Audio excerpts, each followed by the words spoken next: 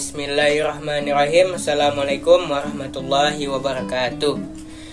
Salam kawan-kawan semuanya. Sebelumnya perkenalkan, nama saya Wahyu Ferdiansyah Guci. Saya berasal dari program studi pendidikan agama Islam Fakultas Tarbiyah Ilmu dan Keguruan dari Universitas Islam Syekh M. Jamil Jambe, Bukit Tinggi. Nah, jadi pada kesempatan kali ini saya akan membuat suatu video pembelajaran di mana mengenai tentang materi pembelajaran perencanaan pembelajaran PAI. Nah, pada kesempatan kali ini saya akan menjelaskan pada video ini mengenai tentang materi taksonomi Bloom, yang mana pada taksonomi terdapat 3 poin yang akan kita bahas pada video kali ini, yang dimana 1. taksonomi kognitif, 2. taksonomi afektif, dan ketiga taksonomi psikomotorik. Nah, jadi pada kesempatan kali ini, sebelum kita membahas ketiga poin tadi tersebut, maka sebelum itu perlu kita mengetahui terlebih dahulu apa itu yang dimaksud dengan taksonomi Bloom. Nah, jadi taksonomi Bloom adalah struktur hierarki yang mengidentifikasi keterampilan berpikir mulai dari jenjang rendah hingga jenjang yang lebih tinggi lagi, di mana taksonomi Bloom ini pertama kali diterbitkan pada tahun 1956 oleh seorang psikolog pendidikan, yang itu Benjamin Bloom. Nah, dalam pendidikan ada 3 ranah taksonomi Bloom, yaitu yang telah disampaikan di awal tadi, yakni ranah kognitif, afektif, dan psikomotorik. Yang penting dan sangat diperlukan, setiap tingkatan dalam taksonomi Bloom ini memiliki korelasinya masing-masing. Nah, makanya untuk mencapai tingkatan yang paling tinggi, tentu tingkatan yang berada di bawahnya harus dikuatkan terlebih dahulu. Nah, jadi ketika kita hendak masuk kepada jenjang yang lebih tinggi, kita perlu meningkatkan, menguatkan yang paling bawahnya terlebih dahulu. Tentu tingkatan-tingkatan yang berada di bawahnya harus dikuasai terlebih dahulu, harus dikuatkan. Nah, tingkatan yang pertama yaitu adalah taksonomi kognitif atau ranah kognitif. Nah, seperti yang telah disampaikan tadi, yang pertama itu adalah taksonomi kognitif. Nah, pada ranah ini meliputi kemampuan menyatakan kembali konsep atau prinsip yang telah dipelajari.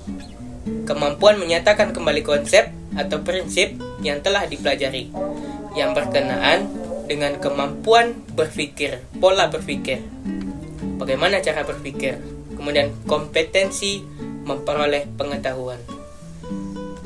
Memperoleh pengetahuan, pengenalan, pemahaman, konseptualisasi, penentuan, dan penalaran. Nah, itulah dia. Kemudian menurut salah satu seseorang, yakni yang bernama Utari, di mana menurut Utari ranah kognitif ini adalah mengurutkan keahlian sesuai dengan tujuan yang diharapkan.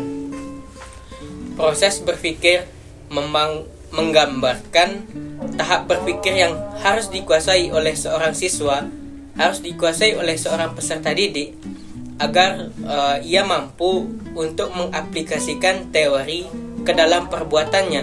Jadi ia mampu memahami teori, kemudian mampu mengaplikasikannya di dalam perbuatannya. Nah, kemudian di dalam ranah kognitif ini terdiri atas 6 tingkatan, di mana knowledge atau bisa kita pahami dengan pengetahuan. Yang kedua adalah komprehensif, yang bisa kita pahami dengan pemahaman atau persepsi. Yang ketiga adalah application, yang dimana penerapan, mengaplikasikannya dalam kehidupan. Yang keempat adalah analisis, penguraian atau penjabaran. Yang kelima adalah sintesis atau yang bisa kita pahami dengan pemanduan. Dan yang keenam adalah evaluation, penilaian. Nah, itulah keenam yang kita sebutkan tadi. Jadi penguasaan ranah kognitif peserta didik meliputi perilaku peserta didik atau siswa yang ditunjukkan melalui aspek intelektual seperti pengetahuan serta keterampilan berpikir. Nah, itulah mengenai tentang ranah kognitif. Nah, mari kita masuk kepada ranah yang kedua. Yang dimana ranah yang kedua ini adalah ranah afektif atau taksonomi afektif. Nah, jadi yang dimaksud dengan ranah afektif atau taksonomi afektif adalah sebuah ranah yang berhubungan dengan sikap, nilai, perasaan, emosional, serta derajat penerimaan atau penolakan suatu objek dalam kegiatan belajar mengajar. Penguasaan ranah afektif peserta didik dapat ditinjau melalui aspek moral. Nah, jadi penguasaan ranah afektif peserta didik ini dapat kita tinjau atau dapat kita lihat melalui aspek moral yang ditunjukkan melalui perasaan, nilai, motivasi, serta sikap dari siswa atau peserta didik. Kemudian pada ranah afektif lah umumnya peserta didik lemah dalam penguasaannya, yang dimana hal ini terbukti dari maraknya terjadinya kekerasan yang ada di sekolah. Cartwell dan Bloom membagi ranah afektif ini menjadi 5 kategori. Nah, jadi tokoh Cartwell atau Bloom membagi ranah afektif ini menjadi 5 kategori. Yang mana yang pertama adalah receiving atau yang dimaksud dengan penerimaan. Jadi kategori ini merupakan tingkat afektif yang terendah, yang paling rendah, yang meliputi penerimaan masalah, situasi, gejala, nilai, dan keyakinan secara pasif. Penerimaan adalah, yang maksud dengan penerimaan adalah semacam kepekaan dalam menerima rangsangan atau stimulasi dari luar yang datang pada diri siswa atau peserta didik. Kata kerja operasional yang dapat dipakai dalam kategori ini adalah KKO-nya adalah memilih, mempertanyakan, mengikuti, memberi, menganut, mematuhi, dan meminati. Nah, itulah yang pertama, receiving, penerimaan. Kita masuk ke yang kedua. Yang ininya adalah responding, di mana maksudnya adalah atau menanggapi. Kategori ini berkenaan dengan jawaban atau kesenangan, menanggapi atau merealisasikan sesuatu yang sesuai dengan nilai-nilai yang melengkapi dianut oleh masyarakat. Nah, itulah yang kedua. Kita masuk kepada yang ketiga, yang dimana maksudnya adalah valving. Valving ini maksudnya adalah penilaian seperti evaluasi. Yang ketiga ini maksudnya adalah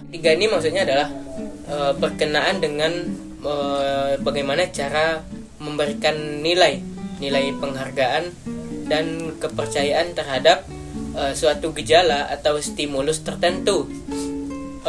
Peserta didik tidak hanya mau menerima nilai yang diajarkan, akan tetapi berkemampuan pula untuk menilai fenomena itu.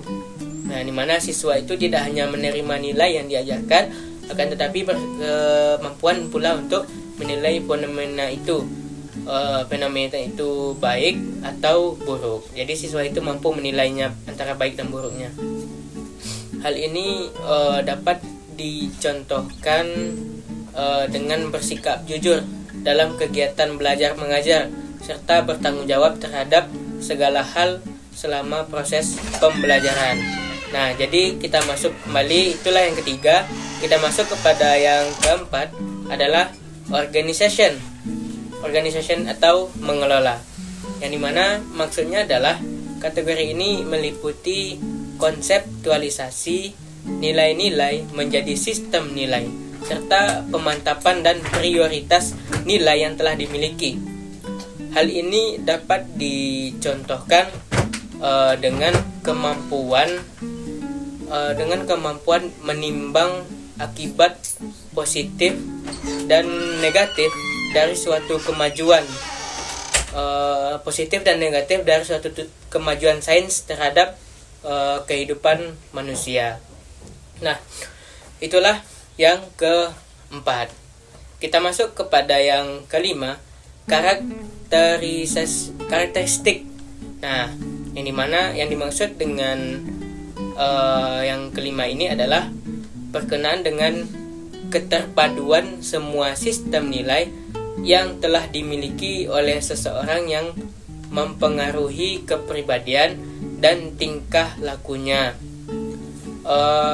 Proses internalisasi ini menempati urutan yang tertinggi dalam hierarki. Nah, itulah 5 aspek yang ada di dalam ranah afektif. Nah, itulah taksonomi afektif. Kita masuk yang ketiga adalah taksonomi psikomotorik, yang dimana taksonomi ini meliputi kompetensi melakukan pekerjaan dengan melibatkan anggota badan serta kompetensi yang berkaitan dengan gerak atau fisik yang terjadi dari gerakan refleks, keterampilan gerakan dasar, kemampuan perseptual, ketepatan keterampilan kompleks, serta ekspresif dan interpretif. Karena psikomotorik dapat ditinjau melalui aspek keterampilan peserta didik yang merupakan implementasi dari kegiatan belajar mengajar KBM di kelas. Peserta didik tidak hanya menghafal satu teori definisi saja, akan tetapi peserta didik juga harus menerapkan teori yang sifatnya abstrak tersebut ke dalam aktualisasi nyata. Hal ini menjadi sebuah tolak ukur dipahami atau tidaknya sebuah ilmu secara komprehensif oleh peserta didik. Peserta didik yang memahami suatu ilmu dengan komprehensif memiliki daya implementasi yang kuat dalam menerapkan ilmu yang dimilikinya. Dalam hal ini, Pohan mengemukakan bahwa kategori yang termasuk dalam ranah psikomotorik ini adalah yang pertama adalah meniru, di mana kategori ini merupakan kemampuan untuk melakukan sesuatu dengan contoh yang diamatinya, dilihatnya, walaupun belum dimengerti makna ataupun hakikatnya dari keterampilan itu. Yang ketiga adalah manipulasi, merupakan kemampuan dalam melakukan suatu tindakan serta memilih apa yang diperlukan dari apa yang diajarkan. Yang ketiga adalah pengalamiahan, maksudnya adalah suatu penampilan tindakan di mana hal ini yang diajarkan dan dijadikan sebagai contoh telah menjadi suatu kebiasaan dan gerak-gerakan yang ditampilkan lebih meyakinkan. Dan yang terakhir adalah aktualisasi, yang dimana maksudnya adalah merupakan suatu tahap di mana seseorang dapat melakukan suatu keterampilan yang lebih kompleks, terutama yang berhubungan dengan gerakan interpretatif. Jadi dari penjelasan saya tadi, maka dapat kita pahami bahwa taksonomi Bloom itu terbagi kepada 3, yang dimana taksonomi kognitif, taksonomi afektif, dan taksonomi psikomotorik. Nah, itulah materi pembahasan yang saya sampaikan pada kesempatan kali ini. Mungkin sekianlah materi pembahasan pada video kita kali ini. Mudah-mudahan bermanfaat bagi kita semua.